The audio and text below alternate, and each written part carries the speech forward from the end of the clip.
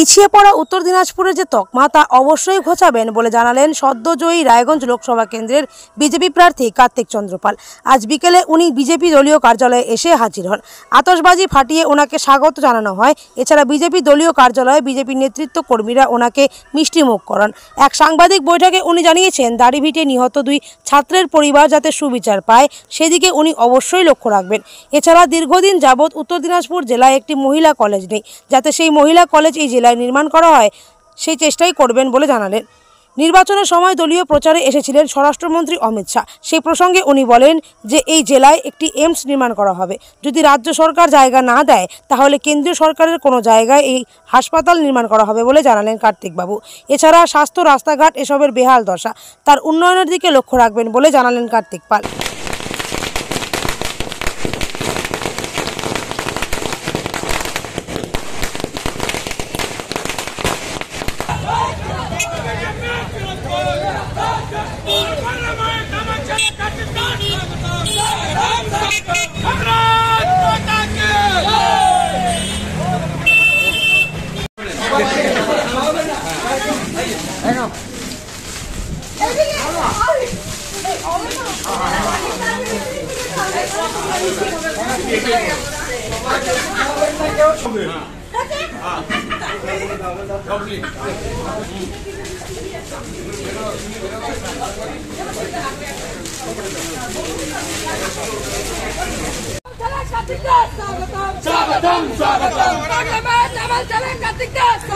स्वागतम स्वागतम भारत माता के भारत माता के जय वंदे मातरम वंदे मातरम मातरम আমাদের ব্লক কার কাছে এই যে আমার প্রবেশের কাছে দিছি ঠিক আছে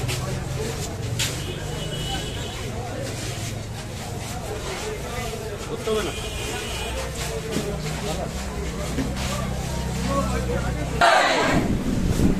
কার্তিক পাল জিন্দাবাদ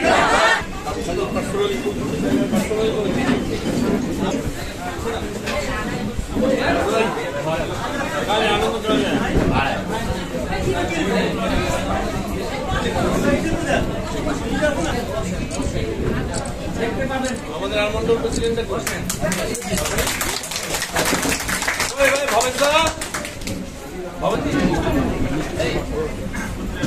এই মিছিলে কথা মিছিলে গতকালকেই ফল প্রকাশ হয়েছে। এখনো অবধি পূর্ণাঙ্গভাবে পর্যালোচনা করার সময় আসেনি। দল তার বিচার বিশ্লেষণ করবে। একটা ফ্যাক্টরের উপরে তো বেস করে হয় না, মাল্টিপল ফ্যাক্টরস কাজ করে। আমাদের দলের কেন্দ্রীয় এবং রাজ্য নেতৃত্ব এই বিষয়ে চিন্তন করবেন এবং অবশ্যই হ্যাঁ, আমরা যেরকম প্রত্যাশা করেছিলাম, মানুষ যেরকম প্রত্যাশা করেছিল, আমরা সেই প্রত্যাশা পূরণ করতে পারি। এটা পশ্চিমবঙ্গের মানুষেরও একটা আক্ষেপ। তবে দল তার বিচার করবে। কিন্তু আজকে আমাদের কাছে একটা গর্বের বিষয় যে আমরা রায়গঞ্জ লোকসভা কেন্দ্রে আমাদের যিনি কার্তিক দা, যাকে আমরা প্রায় 70,000 ভোটে, গত বছর থেকে মার্কিং বেড়েছে, প্রায় 70,000 ভোটে আমরা 68,000 ভোটে আমরা এবার নির্বাচিত করতে পেরেছি। ছাড়া উত্তর দিনাজপুরবাসী, রায়গঞ্জবাসী আকুণ্ঠভাবে কার্তিক দাকে সমর্থন করেছেন।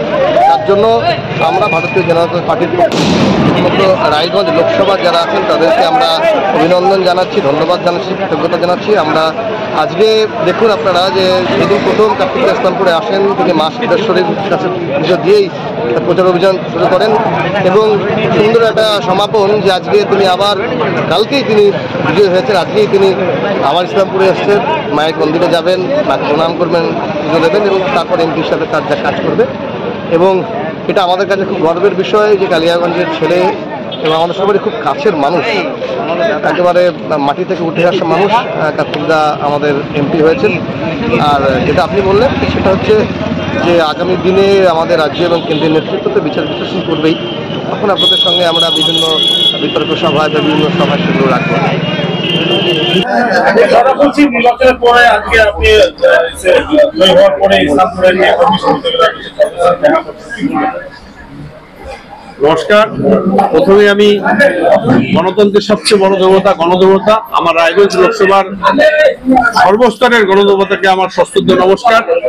তারা যেভাবে আমাকে আশীর্বাদ করেছেন এবং যেভাবে আমার উপর আস্থা রেখেছেন, আগামী দিনে আমি চেষ্টা করব আমি আমার সর্বোচ্চ দিয়ে জেলার পিছিয়ে পড়া যে তকমা, সেই তকমাটাকে ঘোচানোর এবং জেলার এই সার্বিক উন্নয়নের। একটা বিষয় বলছিলাম, কালকে মুখ্যমন্ত্রী প্রেস মিডিয়ায় একটা কথা বলেছে যে বিজেপির সাথে যে কংগ্রেসের যে আপাত, সে আপাতের অভিযোগ করেছেন এবং কংগ্রেস বিজেপিকে সমর্থন করাতে আজকে এই সিটটা আপনি জয়ী হয়েছেন। কি বলবো, তাহলে তো আজকে আবার সেই কংগ্রেসের মিটিং এই তো চলে যাচ্ছে, তাহলে আপাতত কার সাথে? মানুষ তো দেখতে পাচ্ছে। যারা এতদিনের একটা দাবি ছিল দালিভিটে এনআইএ তদন্তের, আজকে আপনি যখন এখানে দালিভিটে এনআইএ, আপনি কতটা খুশি বা কি বলবেন? অবশ্যই আমাদের একটা দাবি ছিল,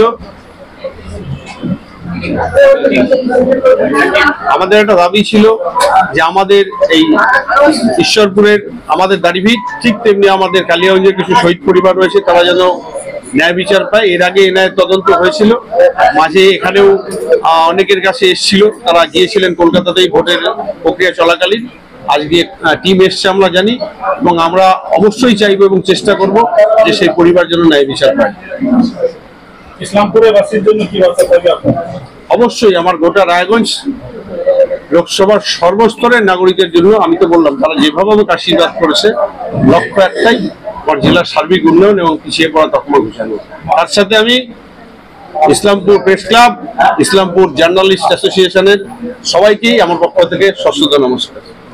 বলছি দাদা, কি কি লক্ষ্য রয়েছে বিশেষ করে জেলাতে পিছিয়ে পড়া যে জেলা, আপনার নজরে কি কি কাজ রয়েছে যে আগামী বছরে আপনি করার চেষ্টা করছেন?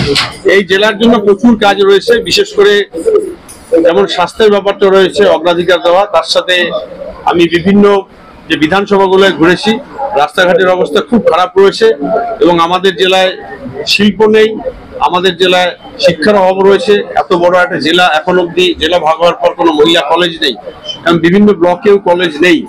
সেই ক্ষেত্রে যতটা সম্ভব আমি চেষ্টা করব এই জেলার জন্য কাজ করার। দীর্ঘদিন ধরে একটা দাবি এইমস, যখন আপনি ভোটে দাঁড়িয়েছেন বা কৃষ্ণ কল্যাণীও দাঁড়িয়েছেন, সাধারণ মানুষের কিন্তু সবার প্রথম দাবিটা ছিল এইমস। বহুদিন ধরে এই দাবি, আপনি সাংসদ হয়েছেন, কি বলবেন? অবশ্যই এটা আমাদের ন্যায্য দাবি, কারণ এর আগে আমাদের এইমস স্যাংশন হয়েছিল, রাজ্য সরকারের অসহযোগিতায় চলে গিয়েছে। আপনারা সবাই জানেন, করণদিঘিতে আমাদের স্বরাষ্ট্রমন্ত্রী এসেছিলেন, তিনি বলেছেন যে উত্তরবঙ্গের যে কোনো কোথাও এইমস হবে, যদি রাজ্য সরকার জায়গা না দেয় সেক্ষেত্রে কেন্দ্র সরকারের কোনো জায়গায় সেটা চেষ্টা করা হবে।